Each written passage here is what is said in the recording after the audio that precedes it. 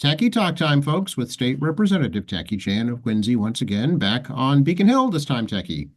Hey Joe, good morning. Actually, no, it's afternoon, right? It's noontime. We're one of our rare after 12 p.m. show starts.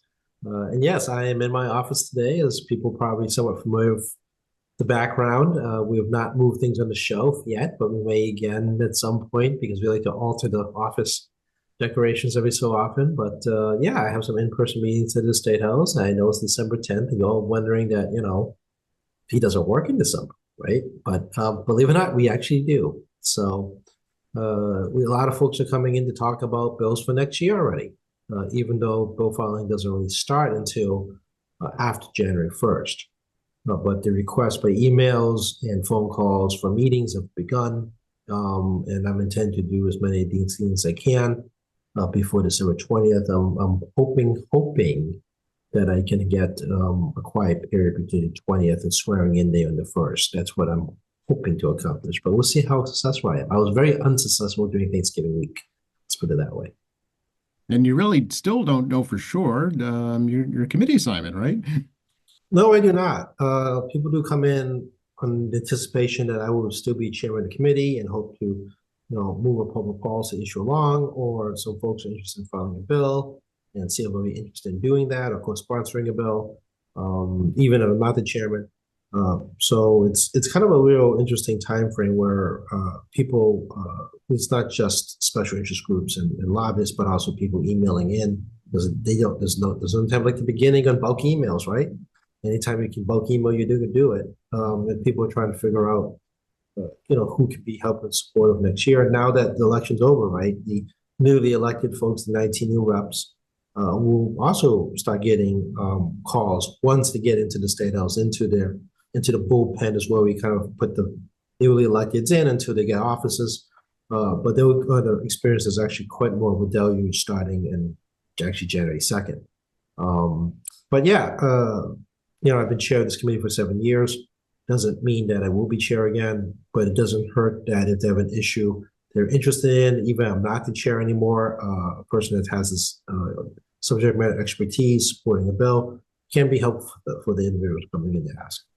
Yeah. We should mention flags are flying at half staff today due to the passing of a longtime House member, right? We had Gloria Fox pass away. And she's passed away a few weeks back. Her family went a very private ceremony. She didn't want to do anything publicly. I had to overlap with Gloria. She was wrapped was elected, I believe, in like 1981. I think that sounds right. Yeah. It was early 80s. And the thing about Gloria was great was that she made no bones about who she was and what she's about. She wasn't shy to tell you. And there's something lovely about that because it's like you don't get any more authentic. But she also learned, she learned as times change. She taught other people in the building as times change. But, going to miss people like Gloria and many others. Yeah, absolutely. So I thought we should mention it today, just because the governor's declaration for the flags, the state flags at least, to come to half staff. Yeah, as you all may be aware, when government officials will be elected formers or judges, more police officers or other notables, the governor has control over raising and lowering the flag at half staff during that time period. So sometimes, honestly, I don't know. I know it sounds strange, but I don't always know what's going on. Sometimes there is a half flag, and it's sometimes a judge that passed away that I didn't know who this judge was. Right. No, I understand that. Right. There's so many officials for sure. But just being a colleague of yours, I thought we should mention it today for sure. Yeah. Unfortunately, this is part of the job too, right? Especially when you've been there as long as you have, Jackie. No, it's as I like to say, this is the first year. 2024 is the first year I can feel it in my bones, as I like to say. You can feel a bit more. When you see a lot, experience a lot, and you see a lot of people come and go in your life, and it's the reminiscing. I know it's December; it's like the reflection period. For some reason, our calendar and our brains. But I mean, I've gone through many thousands of people at this point in this life, not just elected officials, but constituents, acquaintances, people around the world, people around the country. It gets into the thousands, and those of you who see me at public events at home, my eyes start to glaze. I'm going to the database in my head as I'm trying to figure out who's who and the names uh, Right. through it. And it does get a little mentally overwhelming because your stuff just starts to blur. Yeah, I know. Yeah. Speaking of at home, a couple of events over the weekend for veterans, which was nice. Pearl Harbor ceremony, and then the General's Park and Bridge tree lighting ceremonies, and more to come. The wreaths across America this coming Saturday. So it's really a whirlwind. It is a whirlwind. Christine does a great job at Veteran Services to bring people together, and then does a really good job on not just very respectful ceremonies and events, but also time efficient. Mhm. I have to say that very good at maximizing time and recognizing that people have busy days, but we can always spend time thinking veteran and veteran's family. And I was in the State House for Gold Star family tree lighting. I didn't do any social media posts on that. It was more of a come in, say hello, wish everyone's family well, and so forth. And sometimes you don't have to social media every single thing. Right? I That's mean, right. You were there for the people that it was important to.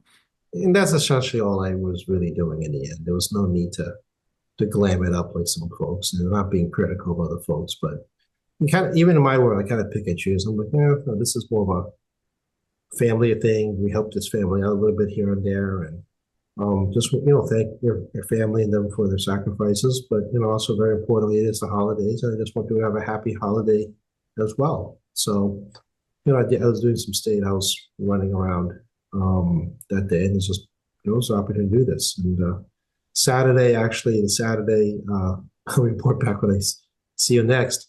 National Conference State Legislators, Asian American Pacific Islander Hawaiian Caucus will be in town. So the executive team is in town. I have to host because I am the local elected. It's expected, and it's just being good. Be just do it. You should just do it, right? I mean, The diplomatic thing, right? Yeah. yeah, visitors are coming. You're the host. You're the one expected to make this work. So, and they're going to come in and talk about the National Conference State Legislators Conference on August 3rd to 5th, and the expectations they're looking for us from the Massachusetts delegation here in the caucus on things they need and things they wish they could have, and we'll figure out which ones, which column they can be. We can get this, but we cannot. And then it's going to be a long working meeting on Saturday, but yeah, I'd rather know about this in December than finding out in June. It's true. Yes. Put it in the calendar now, right? Exactly. So yeah, so I'm working. It's still working. It's fine. Um, but yeah, no, it's what else? Oh, Southwest School had their middle school bazaar also this past weekend. I stopped in and said hi to some folks.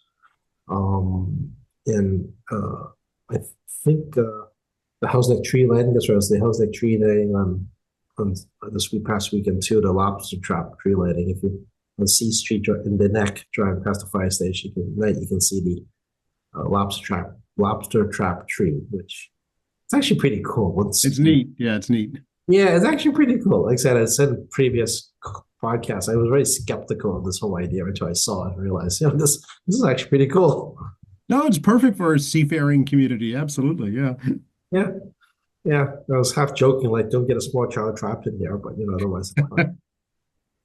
Didn't they have a crab on top of it last year as the star or something? I remember there was a unique topper to it. Yeah, I was talking to Dave DeBono about that. It became a supply chain issue. They could only kind of so they just took the crab. It's like understood. People forget it was that long ago. Supply chain involved things like ornaments and Christmas trees. That's true. You have to make do with what you've got. Yeah, close enough. There are crabs. I mean, I'm aware of your fishing out in the bay. There are crabs, so it is not inaccurate. That's right. So we started talking last week about all of the upheaval around the world with governments collapsing, and little did we know that Syria was next. Well, yeah, Syria. That's a very troubled country. So that's a Middle Eastern country that borders Turkey, and I think it shares a border with Iraq, um, and Lebanon. It's a very actually geographically huge space when you look at it. And even when I was a teenager and when you were young, it was very well known as a place where they had terrorist training sites. Yes. All through the 80s into the 90s, the U.S. military has did targeted strikes, I think for 40 plus years now. The U.S. has done targeted strikes in Syria that doesn't get a lot of news attention unless they hit something wrong. Targeting before they had Al Qaeda, there were terrorists before Al Qaeda, and now they have ISIS. So, it's always been a very troubled, war-torn region. It's a lot of geopolitical components to it because it's inside the Turkish sphere of influence. Turkish is a NATO member. It's also in the Russian sphere of influence. It's also in the Iranian sphere of influence. And the U.S., the Brits, and the rest of the European powers does pay some attention to it, but doesn't actually directly get involved militarily, like boots on the ground trying to take over the country kind of thing. Right. Unlike the Russians in particular. The Wagner Group, somebody may remember the Wagner Group that was involved in the invasion of Ukraine. It's the paramilitary outfit that Vladimir Putin hires, the mercenaries, the basic, really well organized thugs with really good guns, a better term. And they were basically hired by the Kremlin to be the enforcers for Assad in Syria. And they also have contracts in African nations, which Russia has an interest in. And they do the ugly stuff because they're not actually part of the Russian government. I see. So the Wagner Group basically fell apart when its leader tried to go from Ukraine to Moscow, almost unimpeded on what appeared to be an attempted coup.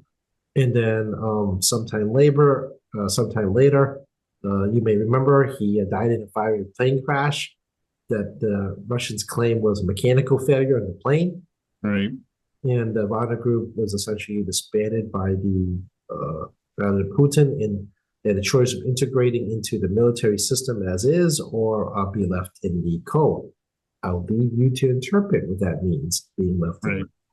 Right. So this also meant that he also dissolved all the ones in Africa and in Syria, which means you have this private mercenary company not there anymore, as they're absorbed into the Russian military.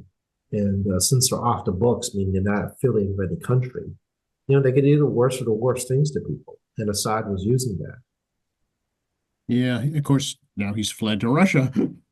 Well, big surprise, right? His choices were Russia or Iran. And really, there was those two. And, he's a demonstration of a dictator who had comfortably relied on foreign assistance, on military and financial aid. And, so-called living under the Cold War style umbrella. And it doesn't able to manage after that. In case you're wondering, Syria is not a homogeneous country. You have Kurds, you have Sunnis, you have Sunnites, you have a lot of other smaller ethnic groups, you have a large Christian population in Aleppo. It is a very diverse religious and ethnic, culturally ethnic, as well as a religiously diverse country. So it is not homogeneous. So it's kind of one of the challenges of Syria. And Assad actually came from one of the other very small ethnic minorities in Syria. So he was not a representation as an ethnic group, the majority of the country. Which also, as you can imagine, if you're a majority ethnic group, it doesn't sit well. But then again, he just starts killing people to the tune of 600,000 people with bombs and chemical weapons, and torture prisons, all that. Now that the rebels have taken down Assad, the Western media has got a chance to look at the prisons and the torture chambers that were there, and the prisoners being taken out. It's Saddam Hussein style horror, right? That's in Syria, and it's like I said, it's very complicated when you look at a map because it's a big space with a lot of different groups, and who the big winners and losers, right? I mean, the Ukraine war clearly has taken its toll on the Russian sphere of influence. I'm already aware that their influence in Central Asia is not what it used to be, as well as in those areas like Chechnya, those countries, that zone, because of the amount of resources they have to dump the Ukraine war.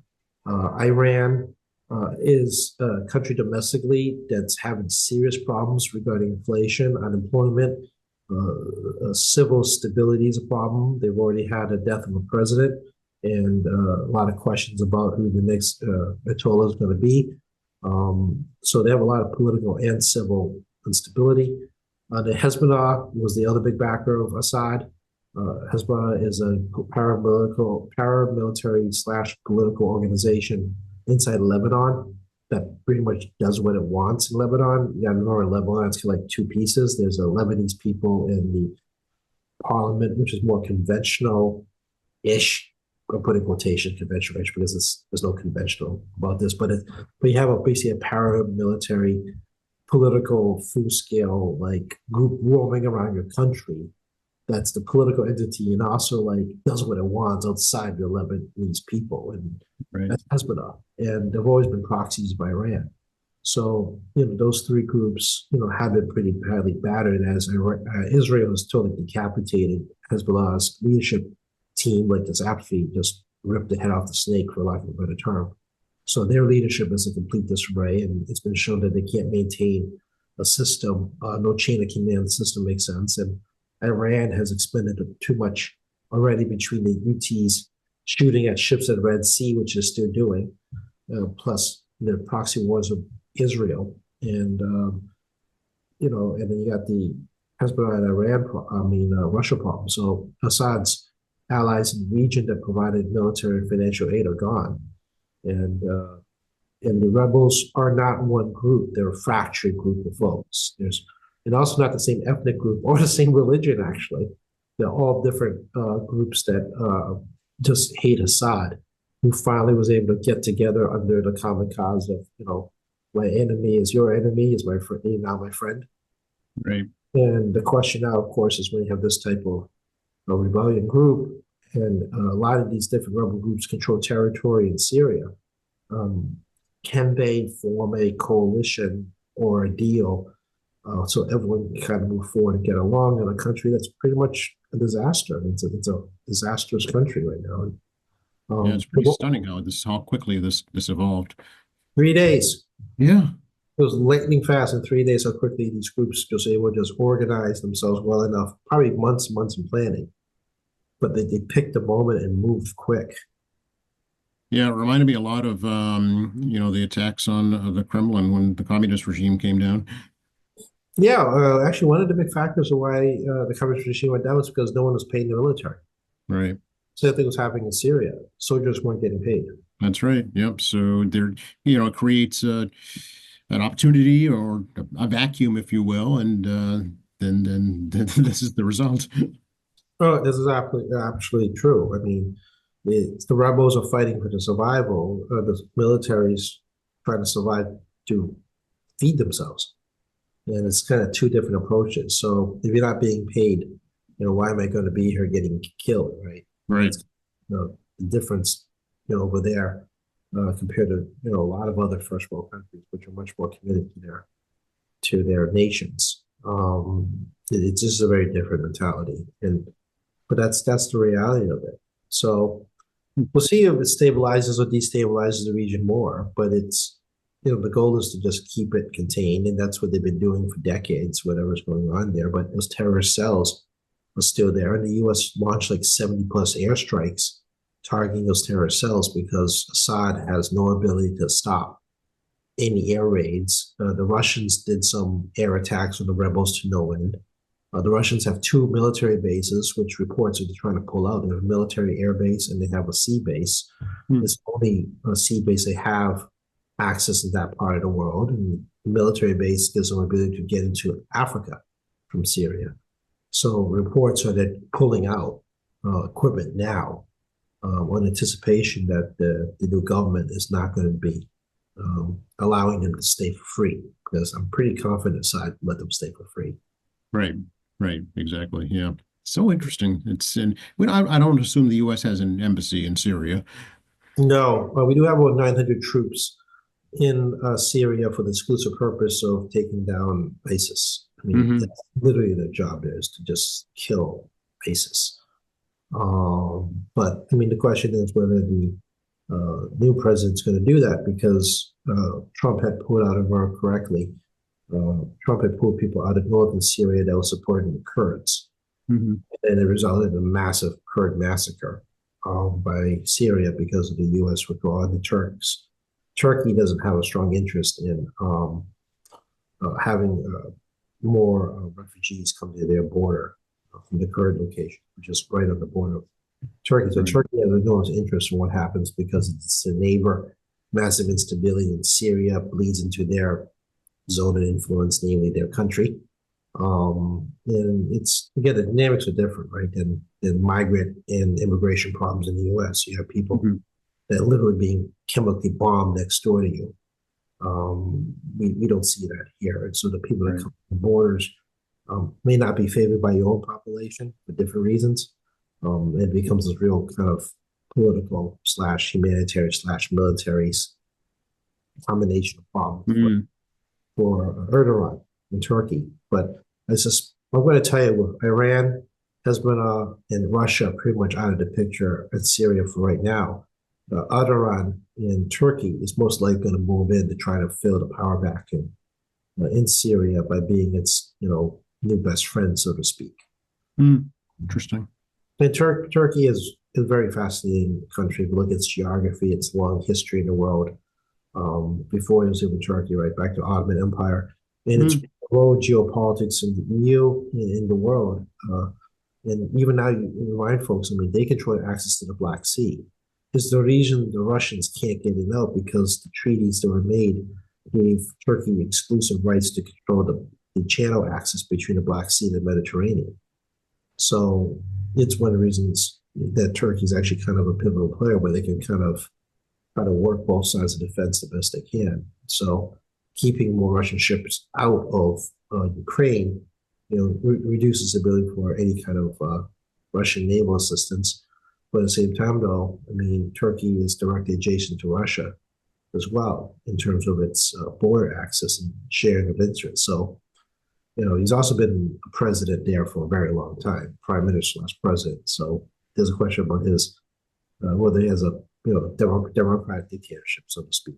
Mm. Interesting. Yeah. Yeah, keep an eye out. Syria actually does affect us. I mean, a lot of our global stability in terms of terrorist attacks from foreign folks largely relies heavily on the U.S. getting to them before they get to us. Right. Speaking of refugees and immigration, have you heard about how the new rules here in Massachusetts are with the emergency shelter system, how that's working out?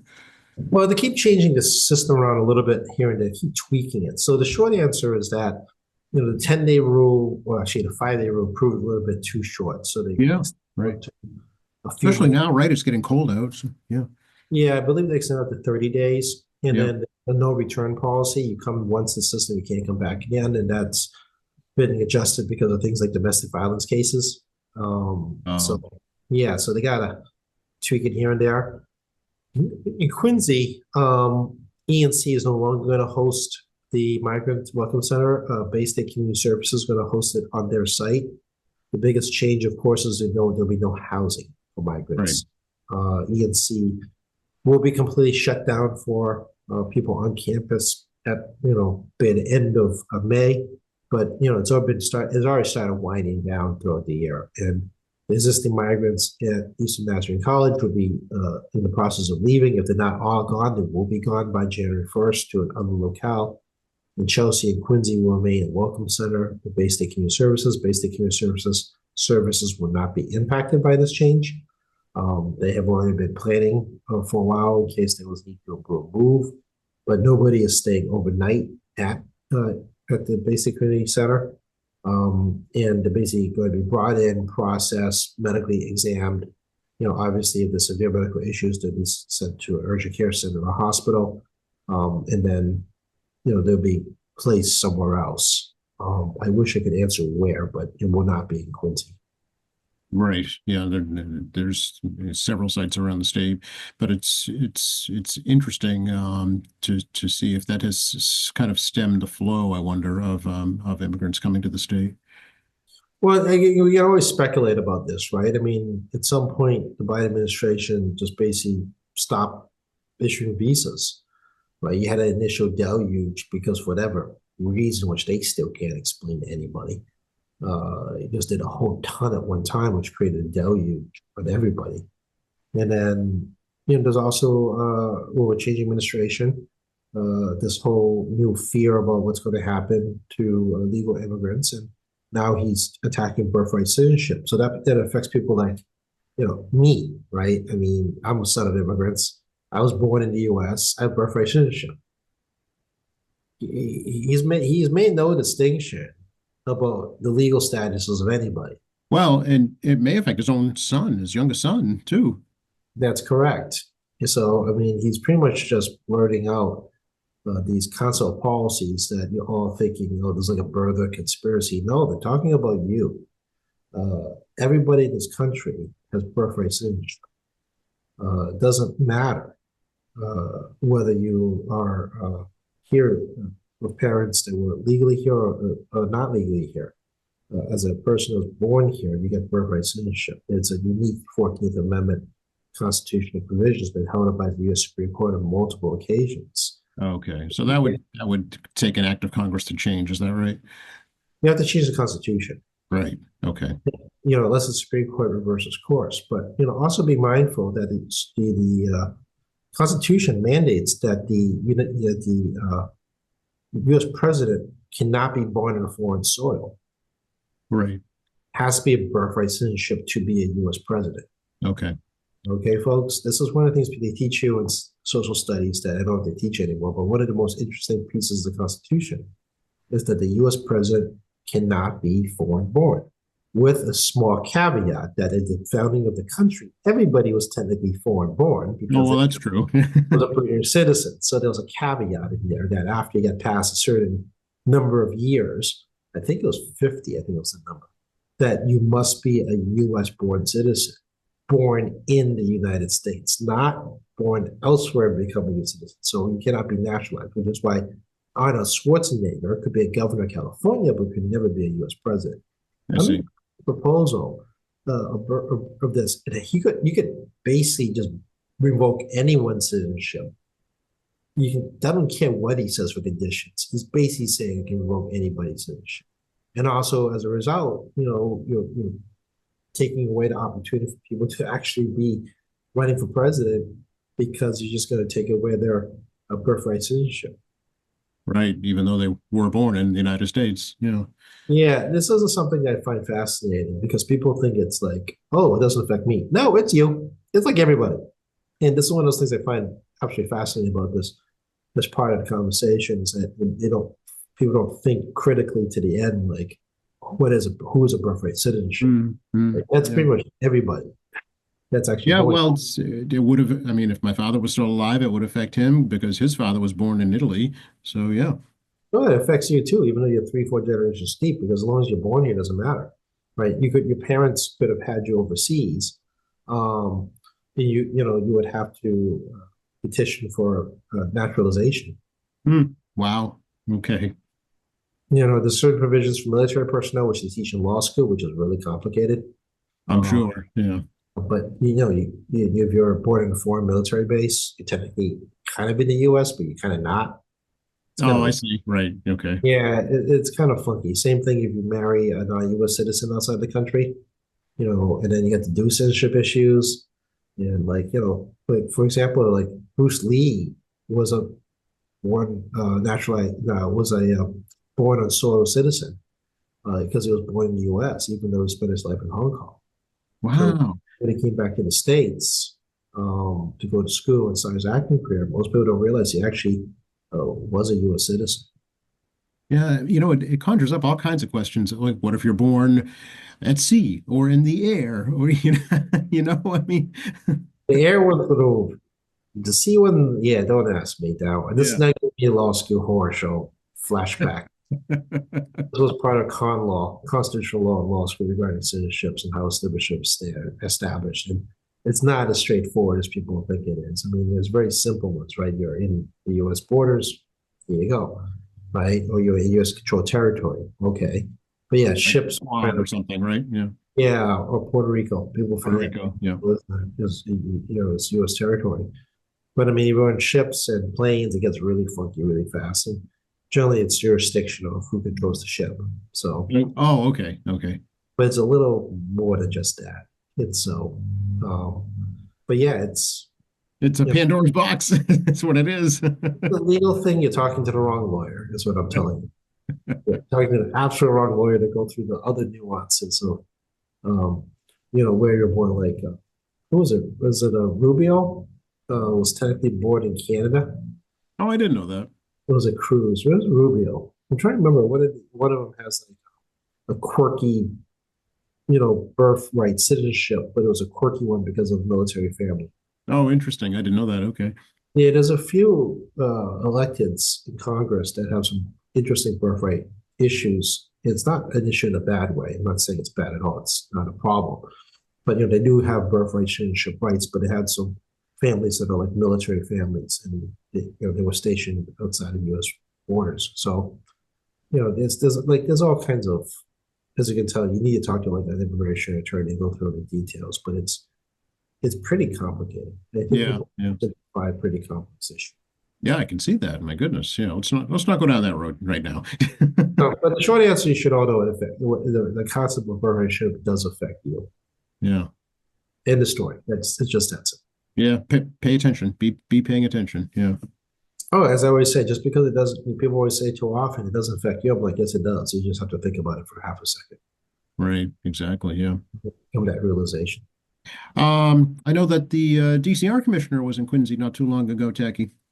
Yeah, I was with the DCR commissioner, with Senator Keenan and Bruce Ayers. I talk about DCR property issues. As you may be aware, I have a lot of maintenance issues that I've been working on for quite some time. The biggest priority for me, I know there's a lot of priorities in DCR properties, the streetlights in Fredericksburg Parkway.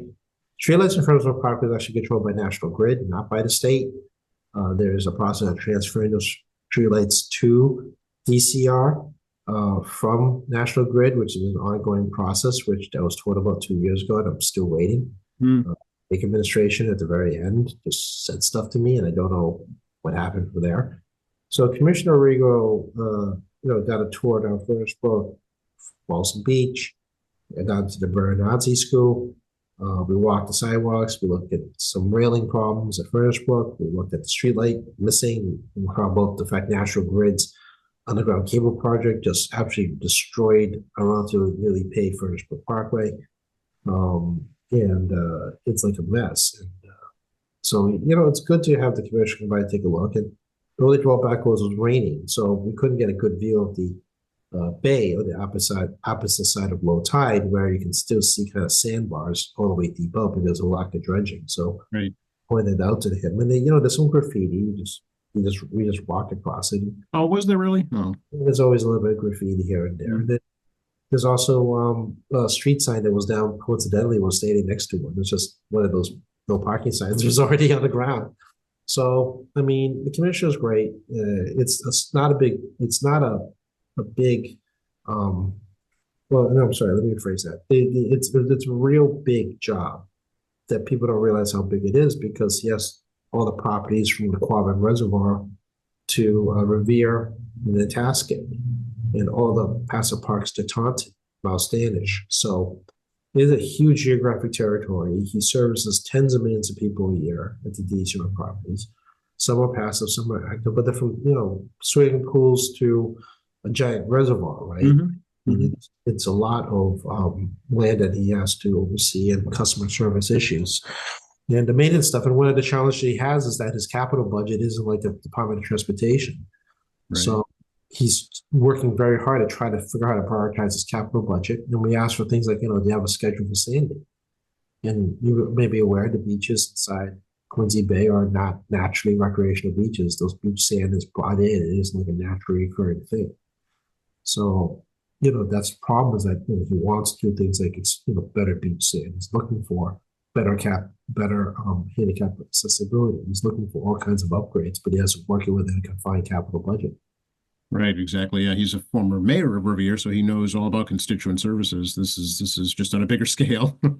Yeah, he's very sensitive to that, actually. He's very sensitive to constituent services, and he understands the logistics. So I always say that it's like running a big city, but it's not a city. You're running a giant network of infrastructure that people do depend on and utilize. And he gets the politics of this because, as a mayor, he's dealt with many municipal officials. And there's some different dynamics that are going on in different communities. And they were very happy to keep in the city, spend 2 hours walking and talking and showing them where things are. And something, for example, like Furnaceburg Parkway near the Veronese School, if you look at new sidewalks, sometimes this summertime they're going to start the process of sidewalk replacement. So that's a plus. And we just got an inventory recently from DCR regarding streetlights that are down and what the problems there are, like either they're missing or there's a conduit problem, whatever. So, the fact they're moving forward in the inventory, that's a good sign that they can move forward on systematically deciding, where to prioritize replacing which streetlights first. Obviously, I like in the darker section at first, personally speaking. I would like it if you could get the darker sections first and work its way to the not as dark sections. But I mean, I actually took a video. Me and my buddy Joel, got in his car and just put my phone camera up against the windshield as we drove down and drove back at like 10 o'clock at night to show the commissioners exactly how dark it was. So now they got a personal view of it. He understands the concerns I have. And delegation's going to continue to keep working with the commissioner. And we're very respectful of the commissioner's challenges, not just in Quincy, but statewide. And we'll just keep working on it. I'm just happy that that they listen to our concerns and they're taking it seriously, and we respect that he's got a lot of balancing he's got to do. Yeah, did you talk at all about the mayor's suggestion for the city to take over some of the Wollaston Beach area for the Squantum Point Park, the places like that? Well, the mayor never told him. So. Oh, okay. Well, he told everybody else. He really should tell him too.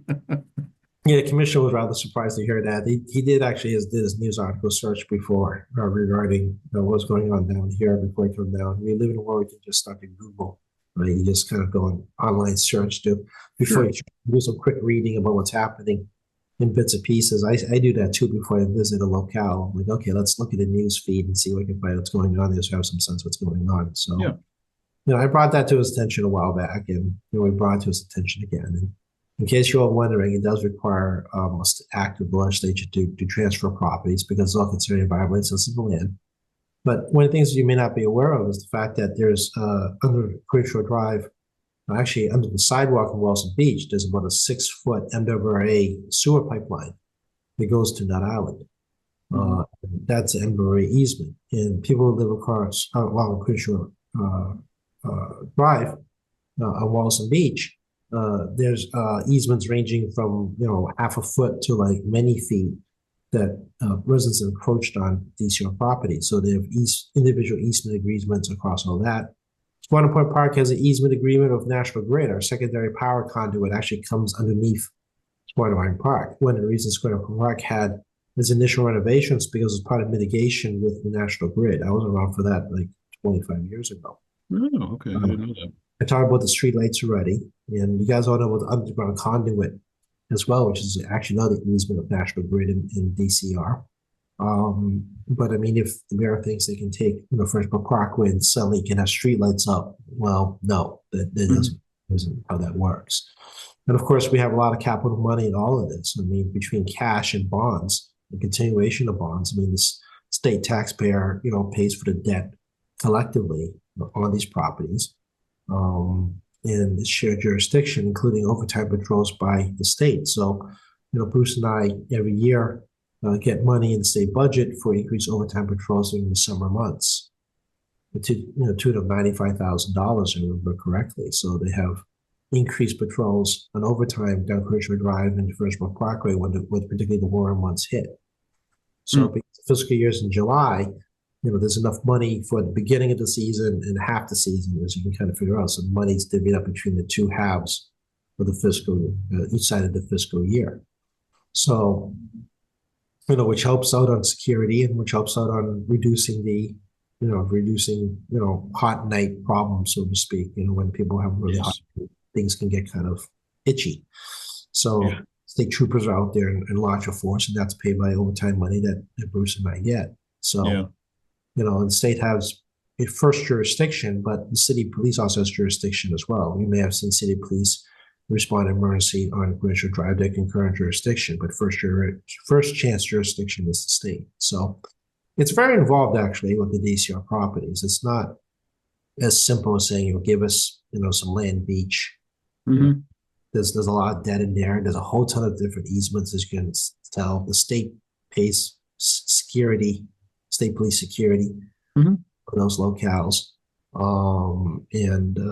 Yeah, so if the taxpayer wants to pick up tens of millions of dollars in new costs, I mean, definitely go ahead and tell that to your counselors. That's a great idea, but I have no interest in saying that no, you can have this for free.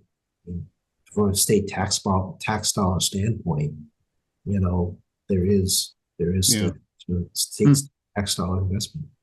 interesting. Yeah. It looks like the T is on track, pardon the pun, to meet the goal of reducing or eliminating all the slow zones by the end of the year. Yeah, it looks like they're going to make it. I've realized there have been some concerns of hang-ups during certain sections of the track, which has now increased the speed on the trains. You don't know till you do it because you don't. And they're now looking at some of the structural integrity of the track to make sure that increased speeds does not cause a problem. No one wants to derailment under any circumstances. So I've saw I actually didn't see it yet, but I mean, I'm aware there's a Globe article that kind of beats up the tea a little bit about the slow zones and the speed ups on the rail system and how that the speed up has been slowed down a little bit as they do the track reevaluations. Yeah.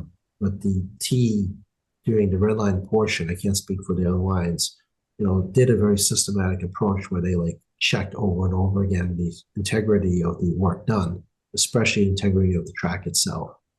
So we'll see how this plays out. I'm hoping that between the settling, everything settles well on the new work. And then, as the speed of the train goes up, they can safely go at higher speeds.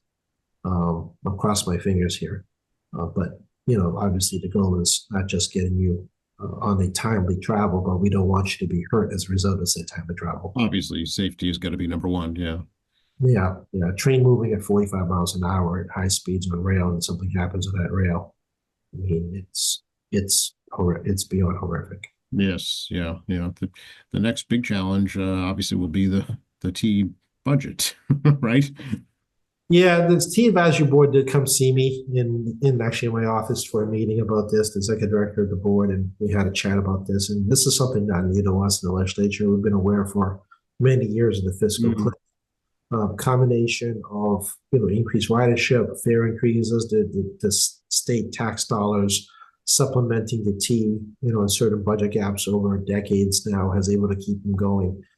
But there's a lot of new factors this time out that wasn't there, namely work from home. So at certain routes, they are back to maximum capacity. Certain other routes are not.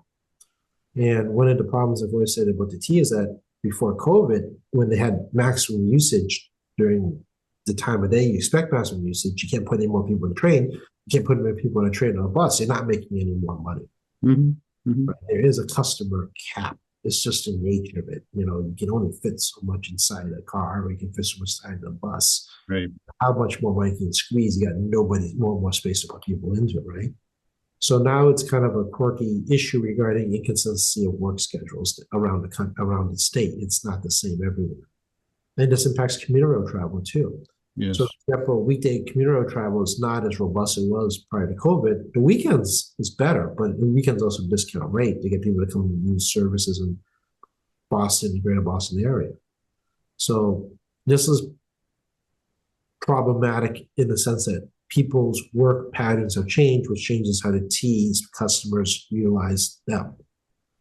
So I don't have an answer yet how we're going to solve this, but the fiscal cliff is finally here. The Fed money that was kind of floating on by during COVID has been exhausted. And, they had a hiring problem. You guys are aware that you don't need to call a friend to get your job anymore. There are so many vacancies that those days are dead of the whole, right. Quit a job.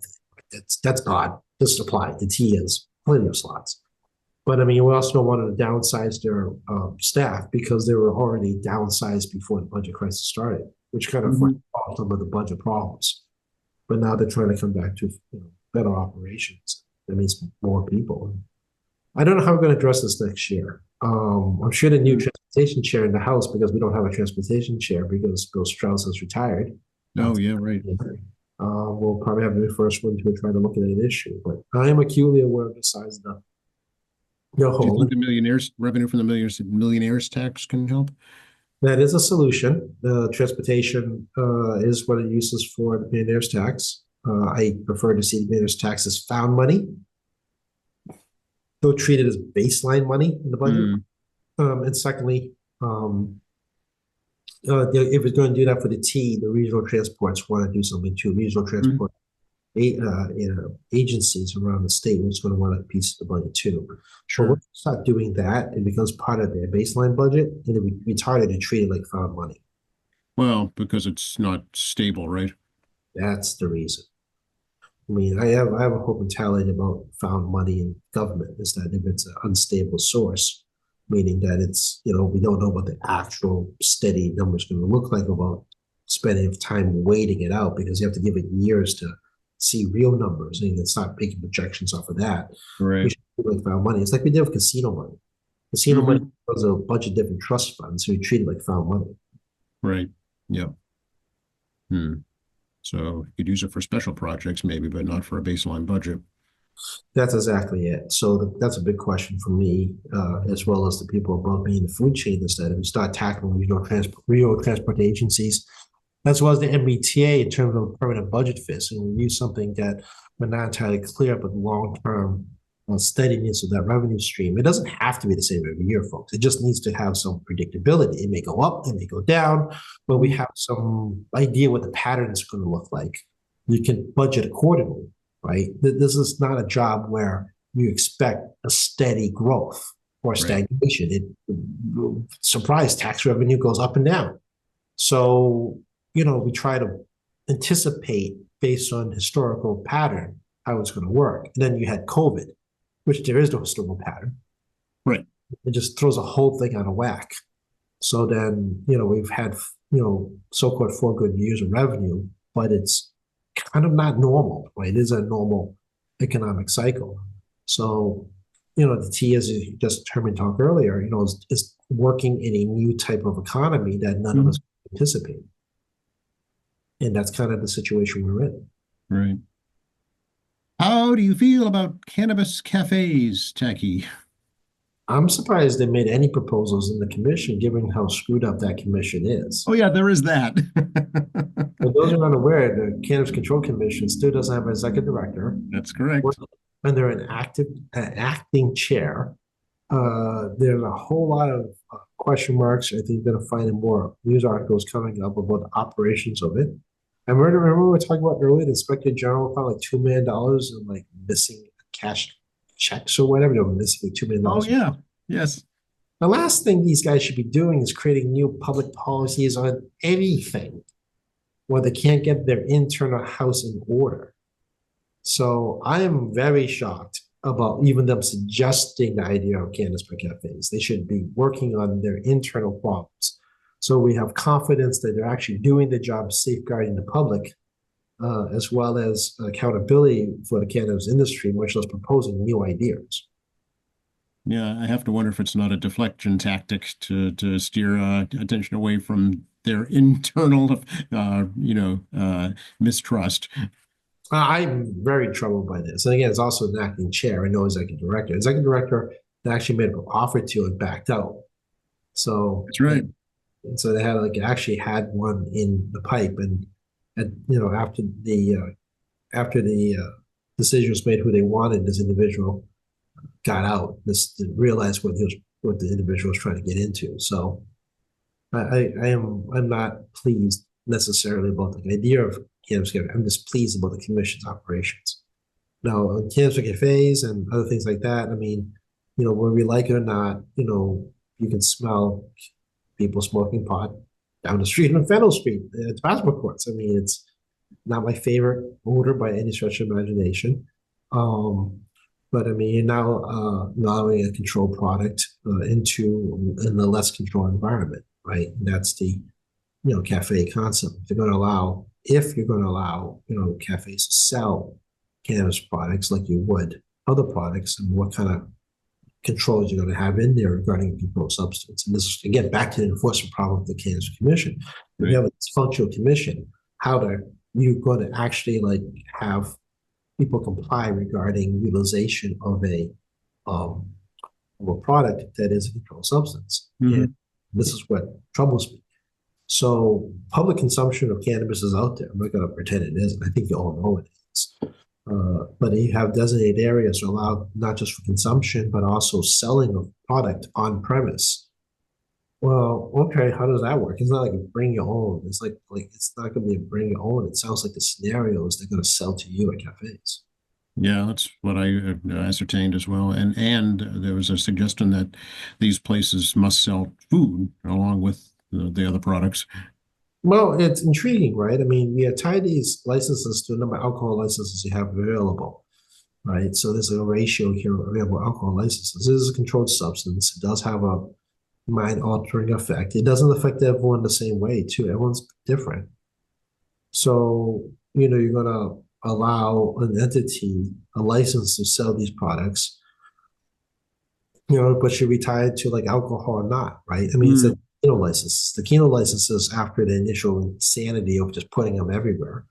Keno license is after that initial like dumbness of just putting them everywhere. I'll say it straight up. Eventually found themselves to just being in bars. Hmm. Right. And it's worked. It's worked Yeah. because it's a contained location of rapid gambling, right? If you have, there is no like tip training for cannabis, right? That's exactly what I was going to bring up. Yep.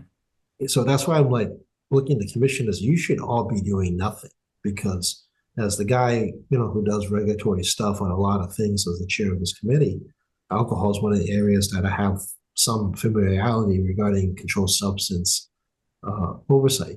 And there's a lot of liabilities associated with alcohol. This is a state we can sue for over-serving. You can demonstrate that over-serving caused someone else to be injured. I mean, it's a pretty high bar, folks. It isn't like just a willy-nilly simple lawsuit, but it is feasible to do. Right.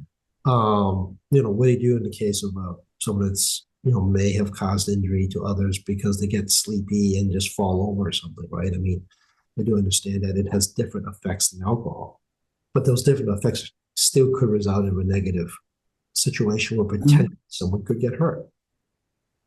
Yep, they're debilitating just as much as alcohol for sure, just maybe in a different way, but still can cause injury, operating machinery such as a vehicle, or like you say, just walking on the sidewalk.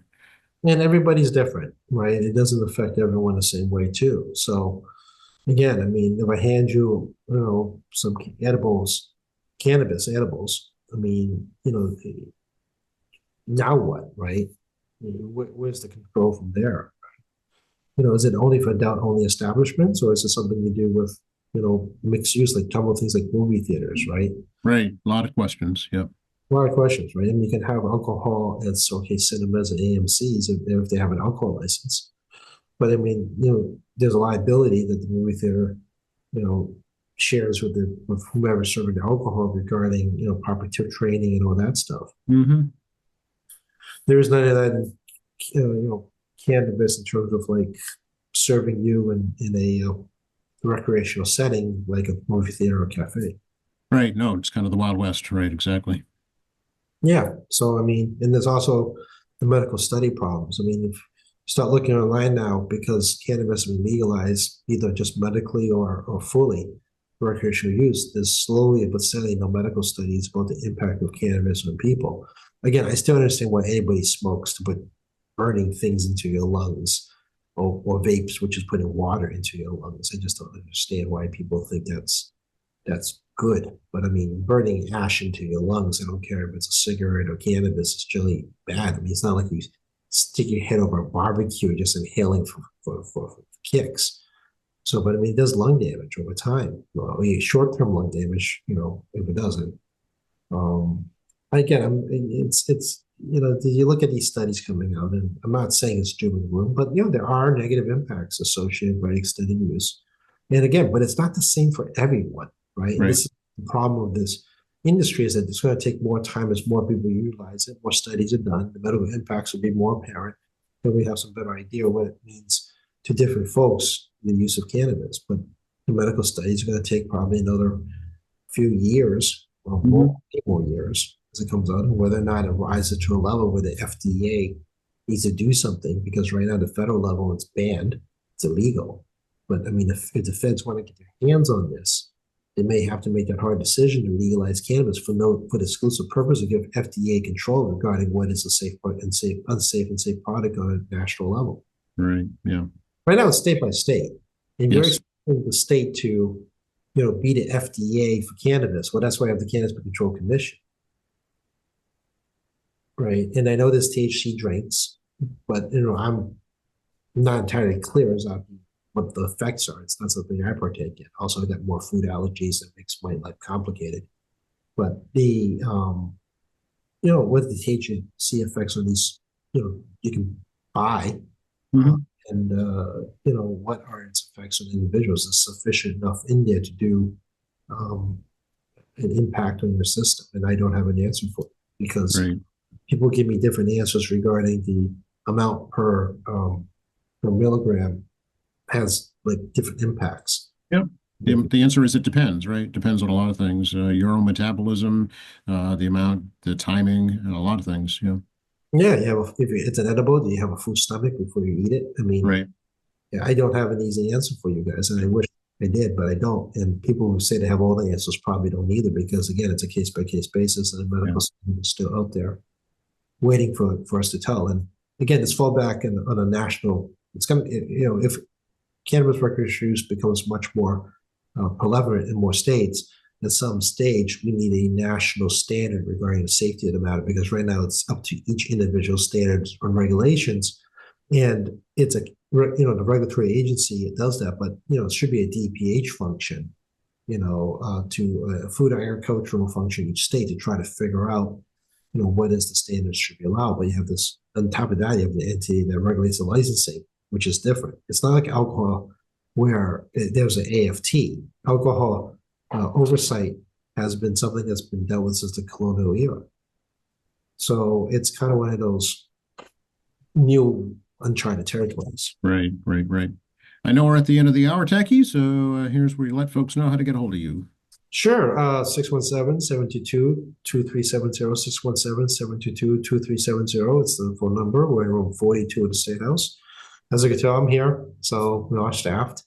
Tacky.chan@emmahouse.gov, tacky.chan@emmahouse.gov is the email here. We have State Representative Tacky Chan on Facebook. You can see pictures of me doing stuff.